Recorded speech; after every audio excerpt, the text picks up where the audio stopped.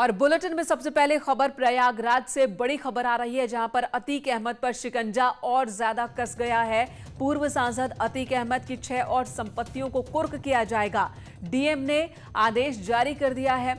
14 सितंबर तक 6 और संपत्तियों को कुर्क करना होगा। अब तक अतीक की 60 करोड़ की 7 संपत्तियां कुर्क की जा चुकी हैं। अतीक के करीबियों के 40 से ज्यादा हथियारों के लाइसेंस रद्द हो चुके हैं। तो न सिर्फ अतीक अहमद की संपत्तियों पर बुलडोजर चल रहा है, कुर्क किया जा रहा है, बल्कि अतीक अहमद के करीबियों के खिलाफ भी कार्रवाई लगातार जारी है। सर्वेश दुबे हमारे सहयोगी प्रयागराज से हमारे साथ जुड़ चुके हैं। सर्वेश, 6 और संपत्तियों को कुर्क करने का आदेश जारी हो गया है। जी देखिए, बाहुबली पूर्व सांसद अतीक अहमद की मुश्किलें लगातार बढ़ रही हैं। एक बार के सांसद और 5 बार के विधायक हैं अतीक, लेकिन वो डी कंपनी 227 चलाते हैं। उनके 119 से ज्यादा मेंबर हैं और वो गुजरात के अहमदाबाद जेल में बंद हैं। पुलिस ने अभी उनकी 7 संपत्तियों को सीज किया है, कुर्क करने की कार्रवाई की है, जिसकी अनुमानित लागत करीब 60 करोड़ बताई जा रही है। लेकिन अब डीएम ने जो आदेश दिया है उसमें 6 और संपत्तियां अब जल्दी ही अतीक अहमद की कुर्क की जाएंगी और डीएम ने 14 सितंबर तक पुलिस से रिपोर्ट मांगी है। कुर्क की कार्रवाई पूरा करने के बाद अतीक अहमद की कुल 13 संपत्तियों को प्रशासन ने चिन्हित किया था और उसके बाद उन्हें कुर्क करने की कार्रवाई शुरू की थी। शुरुआती सर्वेश, अतीक अहमद हो या मुख्तार अंसारी हो, जिस तरह से कार्रवाई हो रही है, संपत्तियां कुर्क हो रही है, बुलडोजर चल रहे हैं, माने कि इन लोगों का जो वक्त है वो खत्म हुआ, इनकी जो हनक है वो उस पर बुलडोजर है ये? जी निश्चित तौर पर जिस तरह से अपराध और राजनीति में 3 दशक से ज्यादा समय तक अतीक अहमद का दबदबा था प्रयागराज में, वो दबदबा अब पूरी तरह से खत्म होने जा रहा है। क्योंकि जिस तरह से कार्रवाई हो रही है उस तरह से न केवल बाहुबली की आर्थिक कमर टूट रही है, बल्कि जो उसका तिलिस्म है वो भी टूट रहा है। इसके साथ ही साथ पुलिस अन्य जो बाहुबली हैं, जो अपराधी छवि के हैं, जो माफिया हैं, सफेद पोश हैं, उनके खिलाफ भी कार्रवाई कर रही है। इसी कड़ी में आपको बता देना चाहूंगा कि पूर्व ब्लॉक प्रमुख हैं चाका के दिलीप मिश्रा, जो कि 29 जून को जेल में बंद हैं, गिरफ्तार किए गए थे। उनकी भी 12 संपत्तियों को कुर्क करने के लिए पुलिस ने कार्रवाई शुरू कर दी। तो ये जो बड़े बाहुबली हैं, बड़े नाम हैं, इनके साथ साथ और भी जो बाहुबली टाइप के जो नेता और उनके खिलाफ भी कार्रवाई चल रही है। संपत्तियां कुर्क हो रही हैं, जब्त हो रही हैं, शिकंजा कसता जा रहा है। अगली खबर भी प्रयागराज से ही, जहां पर हिस्ट्री शीटर पर कसेगा शिकंजा। तैयारी कर ली गई है। हिस्ट्री शीटर दिलीप मिश्रा पर शिकंजा कसने की तैयारी हो चुकी है। अपराध से जो संपत्ति इसने कमाई है उन संपत्तियों को कुर्क किया जाएगा। एसएसपी ने संपत्ति कुर्क करने का डीएम को पत्र भेजा है। पुलिस इस वक्त अपराध से अर्जित संपत्तियों को चिन्हित कर रही है। करोड़ों की संपत्ति बताई जा रही है। कुल 12 संपत्ति चिन्हित कर ली गई है और इनके खिलाफ कार्रवाई होगी। पूर्व ब्लॉक प्रमुख पर 46 मुकदमे दर्ज हैं। तो लखनऊ से खबर, जहां पर पंचायत चुनाव से जुड़ी बड़ी खबर है। ये 2 से ज्यादा बच्चे हुए तो आप नहीं लड़ सकते पंचायत चुनाव। राज्य सरकार ने बड़ा फैसला लेने का मन बना लिया है। जनसंख्या नियंत्रण को प्रोत्साहित करने को लेकर के इस तरह का फैसला हो सकता है। मुख्यमंत्री पर इस वक्त अंतिम फैसले की जिम्मेदारी छोड़ी गई है। राज्य सरकार इस संबंध में कानूनी राय लेगी, जिसके बाद ही फैसला लिया जाएगा।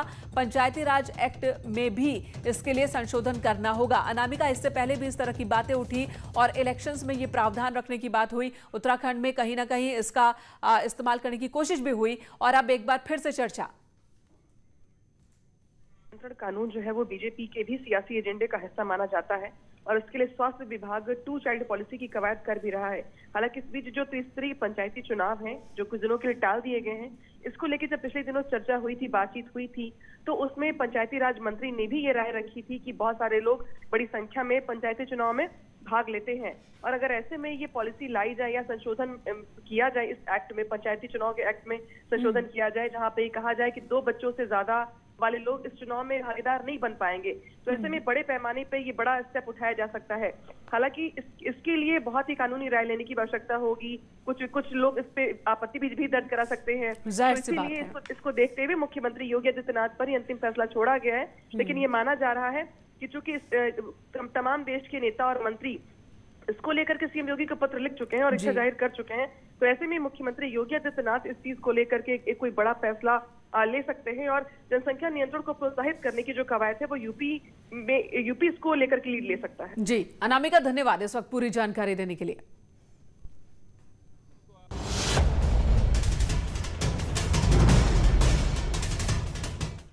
और अब एक सवाल कि आखिर एक बेटी ने अपनी मां को क्यों मारा? भाई ने ऐसा क्या किया था कि उसके सिर में गोली मार दी? पुलिस ने लखनऊ में डबल मर्डर केस का खुलासा कर दिया है कि नाबालिग बेटी ने, जो कि मेंटली सिक चल रही थी, उसने ही अपनी मां और भाई की हत्या की। लेकिन उसके डिप्रेशन की असली वजह क्या? कई और सवाल हैं जो अब भी बने हुए हैं।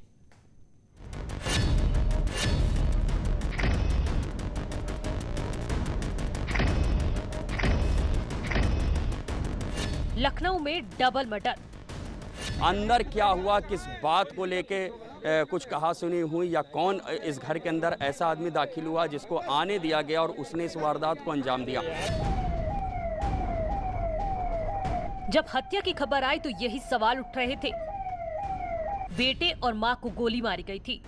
पुलिस को भी समझ नहीं आया कि आखिर सीएम आवास के पास किसने ये कत्ल किया। लेकिन कुछ घंटों में ही स्थिति साफ होने लगी थी। 12 घंटे से पहले ही पुलिस ने इस हत्याकांड का खुलासा कर दिया। इस हत्याकांड को बेटी ने अंजाम दिया था। इस घटना को अंजाम इनकी बेटी ने दिया है।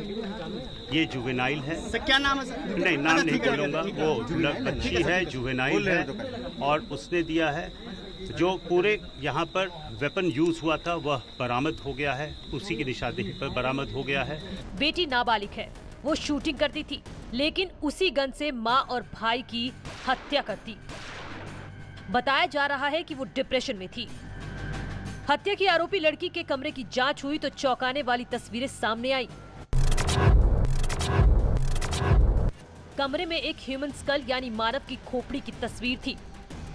मेज पर एक खोपड़ी और भूत जैसा सोपीस रखा हुआ था। बाथरूम में लगे शीशे पर लिखा था डिस्क्वालिफाइड ह्यूमन, और उस पर गोली चलने का भी निशान था। यानी वो अपने बाथरूम में डिस्क्वालिफाइड ह्यूमन का इमोजी बनाकर उस पर गोली मारती थी। बेटी के कमरे की दीवारों पर कुछ स्माइली बनी हुई थी जिनसे आंसू टपक रहे थे।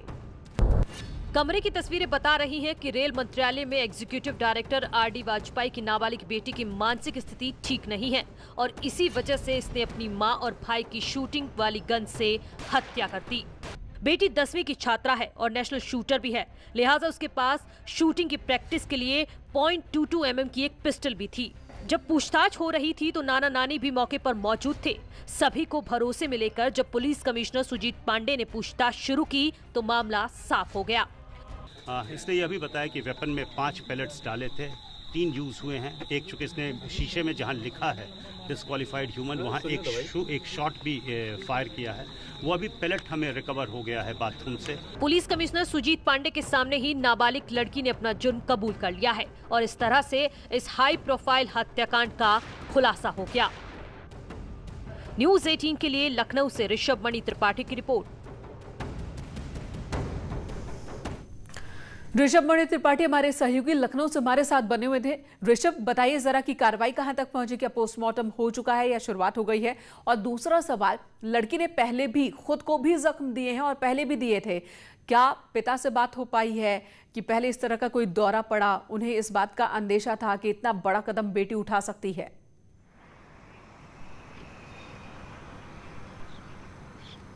मेनका, देखिए, हमने उनके पिता राजेश दत्त वाजपेयी से बात करने की कोशिश की, लेकिन वो मेंटल ट्रॉमा में है इस वक्त। इतना बड़ा हादसा उनके साथ हुआ है, पत्नी और बेटे की जान जा चुकी है और बेटी उनकी खुद, उसने इस घटना को अंजाम दिया और वो पुलिस की गिरफ्त में है, जिसको जुवेनाइल एक्ट के जो कायदे कानून होते हैं उसके मुताबिक से आगे बढ़ाया जाएगा।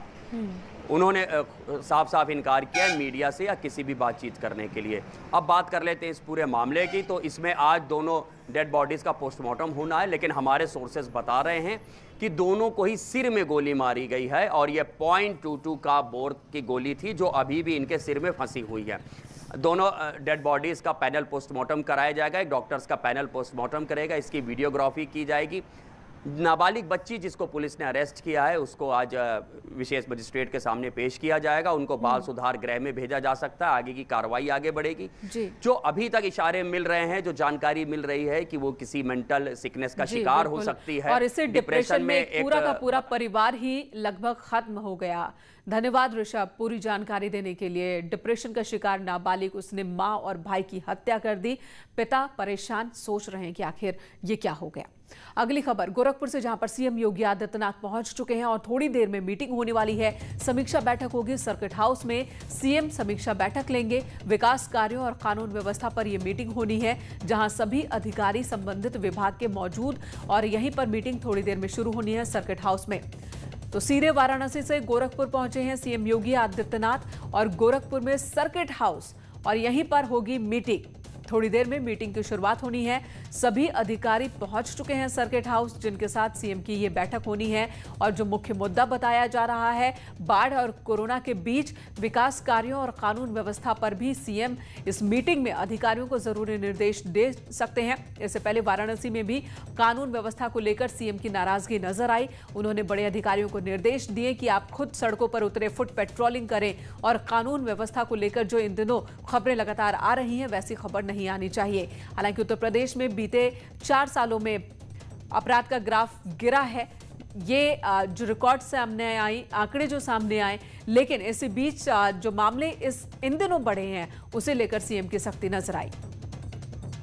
रामगोपाल हमारे सहयोगी गोरखपुर से हमारे साथ जुड़ चुके हैं। रामगोपाल, मीटिंग कितने देर में शुरू होगी?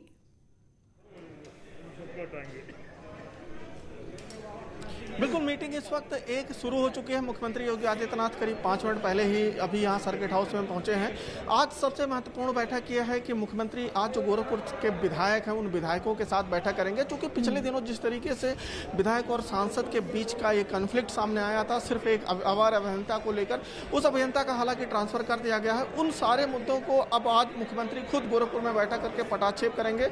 साथ ही अधिकारियों के साथ कोविड-19 को लेकर एक बैठक करेंगे। लेकिन उसके पहले ये देखिए, यहाँ पे जो है आज पहली बार आधिकारिक रूप से मुख्यमंत्री जो है एक प्रेस वार्ता करने जा रहे हैं, जिसमें जो है जनप्रतिनिधियों के मुद्दे से लेकर कोविड-19 और जो अन्य सवाल है, उनका यहाँ पे मुख्यमंत्री योगी आदित्यनाथ सामना कर सकते हैं। लेकिन जो आज सबकी नजर जी रामगोपाल, क्या ये जो प्रेस कॉन्फ्रेंस हो रही है, ये कोविड तक सीमित रहेगी? क्योंकि बैनर में कोविड-19 का जिक्र दिख रहा है, या फिर गोरखपुर में हाल फिलहाल जितने भी विवाद देखने को मिले, उस पर भी सवाल जवाब हो सकते हैं, उस पर भी बात हो सकती है? खासकर बीजेपी की छवि को कहीं ना कहीं धक्का सांसद और विधायक के बीच जो नोकझोंक देखने को मिली, उससे लगता दिख रहा है। बिल्कुल, वो सबसे महत्वपूर्ण मुद्दा वही है आज के लिए, क्योंकि आज मुख्यमंत्री खुद जो सांसद हैं और अन्य विधायक हैं, उन लोगों के साथ बैठक करने जा रहे हैं। खुद राधा मोहन दास अग्रवाल यहाँ पे मौजूद हैं, जिनसे इस पूरे विवाद की शुरुआत हुई थी, और विधायकों के साथ वो बैठक करेंगे। तो ये उम्मीद जताई जा रही है कि मुख्यमंत्री उस पर भी अपना आज जवाब देंगे कि किस तरीके से उन्होंने घटना का पटाक्षेप किया। चूंकि वो सरकार के मुखिया हैं और गोरखपुर के खुद रहने वाले हैं, और गोरखपुर में विधायकों के बीच जिस तरीके से कन्फ्लिक्ट आया, कहीं ना कहीं पार्टी के साथ साथ उनकी छवि को भी नुकसान पहुंचा है। तो आज वो पूरा डैमेज कंट्रोल करने की कोशिश है मुख्यमंत्री योगी आदित्यनाथ। जी रामगोपाल, धन्यवाद इस वक्त पूरी जानकारी देने के लिए। तो सीएम योगी आदित्यनाथ, मीटिंग की शुरुआत हो चुकी है, विधायक भी इस मीटिंग में मौजूद हैं, और सबसे पहले तो पार्टी और संगठन को लेकर इस मीटिंग में बात, और साथ ही विधायकों के क्षेत्र को लेकर के, और उसके बाद विकास कार्यों और कोविड पर भी होगी बातचीत, और फिर प्रेस कॉन्फ्रेंस भी होने वाली है। अगली खबर का रुख कर लेते हैं कानपुर से खबर, जहां पर 2 पक्षों में खूनी संघर्ष हो गया। नाली को लेकर के विवाद, और इस विवाद में 2 परिवार आमने सामने, मारपीट हो गई। महिला समेत 4 लोग जख्मी हुए हैं। बिल्हौर थाना क्षेत्र के उत्तमपुर का ये मामला है। सोशल मीडिया पर वीडियो भी वायरल हो रहा है मारपीट का, जहां पर नाली को लेकर विवाद की शुरुआत हुई थी, झगड़े की शुरुआत हुई थी, और झगड़े में 2 परिवार आमने सामने हो गए। विवाद जो है वो हिंसक रूप लेने लगा, मारपीट हो गई। 4 लोग कुल जख्मी हुए हैं, जिसमें महिला भी शामिल है।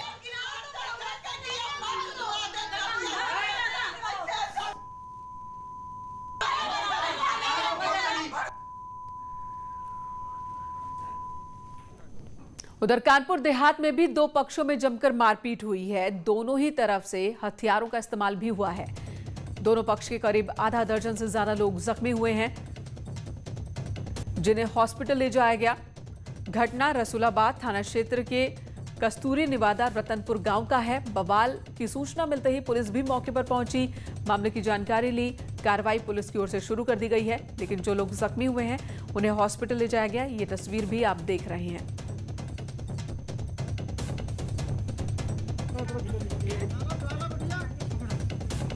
तो किसी का सर फूटा है, किसी का पैर टूटा है। इस मारपीट में लहूलुहान 6 से ज्यादा लोग हॉस्पिटल ले जाए गए। लखनऊ में एनकाउंटर हुआ है। मुठभेड़ के बाद 25,000 के इनामी बदमाश को गिरफ्तार कर लिया गया। इसका नाम जितेंद्र है, जो कि कबीर मठ के महंत धीरेन्द्र दास की हत्या का आरोपी भी है। हत्या के बाद से ये फरार चल रहा था। बदमाश जितेंद्र 24 अगस्त को बदमाशों ने धीरेन्द्र दास की हत्या की थी, जिसमें जितेंद्र का नाम भी सामने आया। क्राइम ब्रांच और मडियाओं की पुलिस ने मिलकर संयुक्त रूप से इस कामयाबी को हासिल किया है।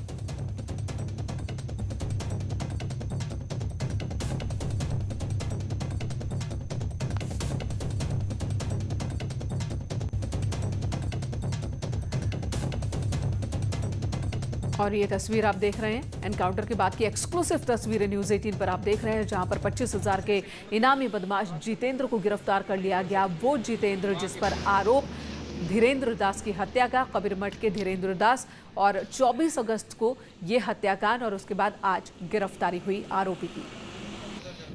इधर रायबरेली में भी एनकाउंटर हुआ और यहां पर भी 25,000 के इनामी बदमाश को पुलिस ने गिरफ्तार कर लिया है। इसके पैर में गोली लगी है।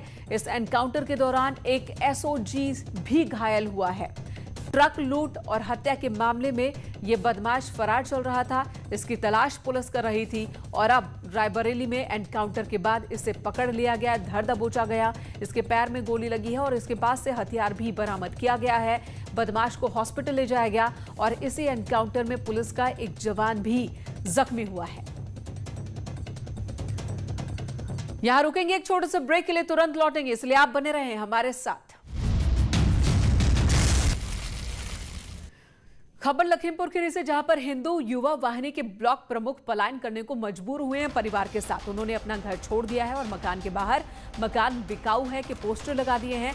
अब वो बरेली में पूरे परिवार के साथ किसी और के घर में शरण लिए हुए हैं। पूरे मामले में सीएम ऑफिस ने भी संज्ञान लिया। पूरा मामला तेज आवाज में लाउड स्पीकर बजाने को लेकर है।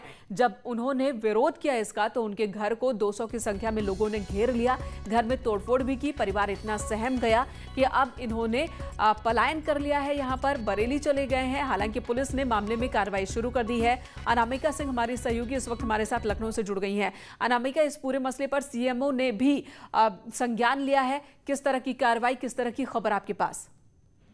देखिए, लखीमपुर खीरी का ये जो मामला है, जहां पे एक युवक अपने परिवार के समेत पलायन करने पर मजबूर है, थाने पे कई बार चक्कर भी लगा चुका है। उसका ये कहना है कि गांव में जो उसका परिवार है वो सुरक्षित महसूस नहीं कर रहा है। लिहाजा न्यूज़ 18 पे जब ये खबर चली तो उसके बाद से मुख्यमंत्री कार्यालय ने पूरे मामले का संज्ञान लिया है और जो पीड़ित परिवार है उसकी जल्द ही मुलाकात हो सकती है मुख्यमंत्री योगी आदित्यनाथ से। हालांकि सीएम आज गोरखपुर में मौजूद है, देर शाम वो लखनऊ पहुंच सकते हैं, जिसके बाद ही माना जा रहा है कि मुख्यमंत्री कार्यालय ये प्रयास कर रहा है कि जो पीड़ित परिवार है सत्येंद्र मिश्रा का, उसको पूरे परिवार के साथ मुख्यमंत्री से मिलवाया जाए। और सत्येंद्र लगातार ये बात कह भी रहे हैं कि उन्हें मुख्यमंत्री से मिल करके अपनी बात कहनी है, चूंकि पुलिस के पास वो कई बार जा चुके हैं, कार्रवाई नहीं हुई है, तहरीर बस लेकर के छोड़ दिया गया है। लिहाजा अब वो मुख्यमंत्री से अपनी बात करके ये कहना चाहते हैं कि उनका वहां पे रहना मुश्किल हो गया है। बिल्कुल अनामिका, धन्यवाद इस वक्त पूरी जानकारी देने के लिए। और जो सवाल है यही है कि आखिर कार्रवाई प्रॉपर क्यों नहीं हुई, और यही शिकायत पीड़ित परिवार भी दर्ज करा रहा है कि इस मामले में कार्रवाई जैसी होनी चाहिए वैसी कार्रवाई नहीं हुई है। मामला दर्ज जरूर कर लिया गया है, लेकिन वो भी हल्का मामला। चलिए आगे क्या होता है वो भी हम बताएंगे अपने दर्शकों को। लेकिन इसी बीच बड़ी खबर, रिलायंस इंडस्ट्रीज की subsidiary company Reliance retail venture limited ने फ्यूचर ग्रुप के रिटेल होलसेल बिजनेस, लॉजिस्टिक और वेयरहाउस बिजनेस के अधिग्रहण का ऐलान किया। रिलायंस रिटेल और फ्यूचर ग्रुप के बीच ये डील 24,713 करोड़ रुपए में हुई है। दोनों कंपनियों के बीच ये डील स्पेशल स्कीम के तहत हुई है, जिसमें फ्यूचर ग्रुप भविष्य में बिजनेस करने वाली कुछ कंपनियों को फ्यूचर एंटरप्राइज लिमिटेड में विलय कर रहा है। इस बुलेटिन में इतना ही। ब्रेक के बाद भी खबरें जारी हैं।